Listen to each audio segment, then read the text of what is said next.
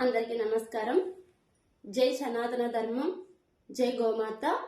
నేను మీ శ్యామలాని మదనపల్లి నుంచి మాట్లాడుతున్నాను. ధర్మక్షేత్రం అనే ఒక సంస్థానం నుంచి గోమాతల రక్షణ కోసం, మన హిందూ సాంప్రదాయం కోసం నేను మాట్లాడుతున్నాను.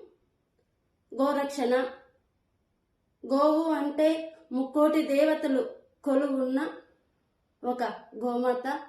సిద్ధులు, ఋషులు, మునులు ప్రతి ఒక్కరూ చెప్పేది గోవు అణువులోన దేవతలు కొలువై ఉన్నారు అని చెప్తున్నారు. అలాంటిది గోమాతను చాలామంది చాలా రకాలుగా దాన్ని తింటున్నారు. గోమాతను రక్షించడానికి ధర్మక్షేత్రం అనే మా సంస్థ నుంచి